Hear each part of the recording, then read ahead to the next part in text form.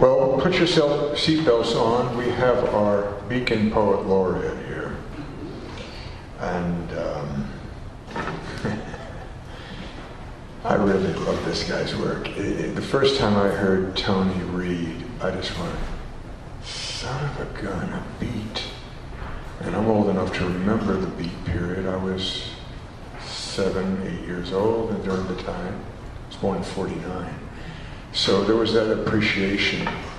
Well, without further ado, Maestro, would you please grace us with your intensity?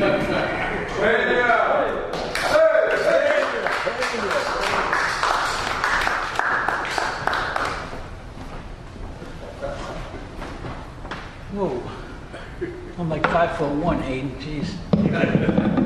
Thank you, Hayden. Kenny Howland, I'm so sorry I missed the feature. I heard you rock the house, as always. And I'll meet you at midnight at the parking lot at Dunkin' Donuts and we can do the set then, okay? You're the best. Okay.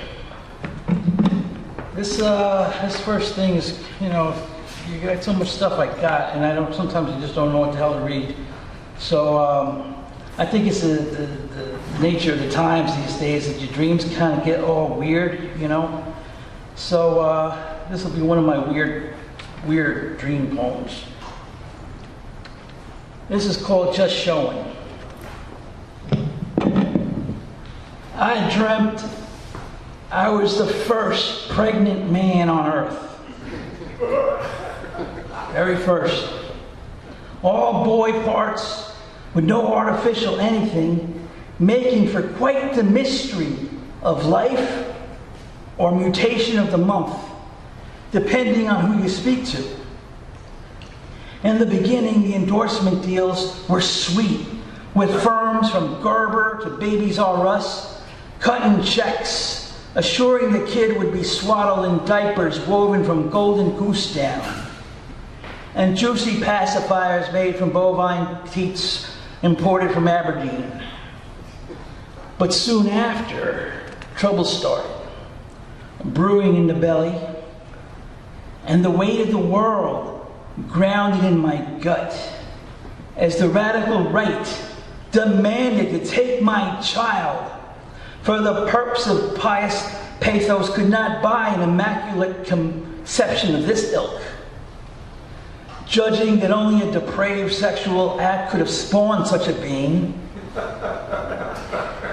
and that I was clearly not suited for parenthood, I was targeted for execution.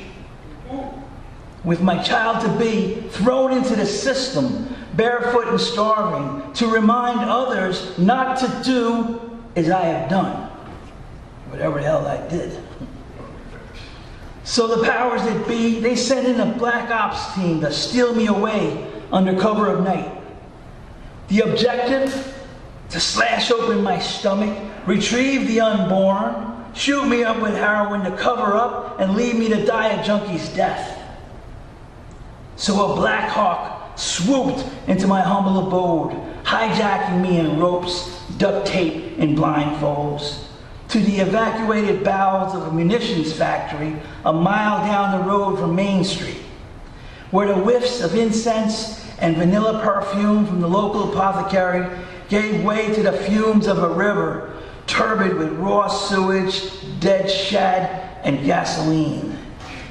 And I was bound and gagged, and the cruel bastards didn't even inject me with the opiates yet, as this scalpel cut through fatty tissues, when an aurora borealis type glow emerged from the blood and flesh, and a hologram rose above us, with some pimply-faced kid in a hookah cloud claiming the pregnancy was a hoax.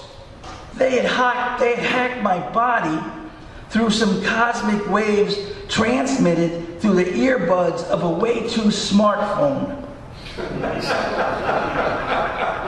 The soldiers left me like a stuck pig at the slaughterhouse, grumbling as the chopper blades whirled. This all made no sense, they said. But what kind of logic were you expecting? It's a fucking dream.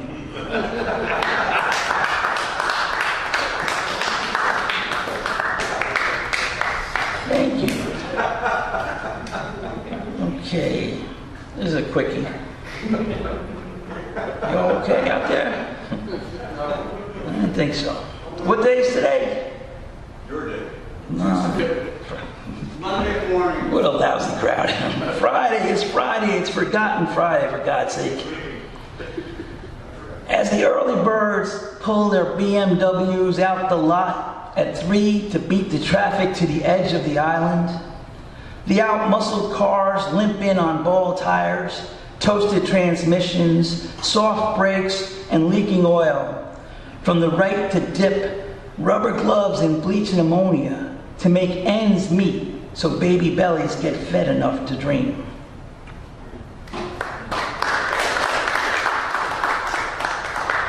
Eeny, meeny, miny, mo. This all comes from Blood and Beats and Rock and Roll, my book, which Hayden Wayne was wonderful enough to persist and publish it for me, and I'm deeply indebted to him for this. My last poem is called Where Poems Go to Die. Agents of ignorance revel in the fruits of their hatred, with severed heads of rebels rolling down sand dunes, snowballing pompous grains of propaganda, and celebratory gunfire crackling like laughter of jackals as bullets shot in the air explode within confined states of mind mired in myths.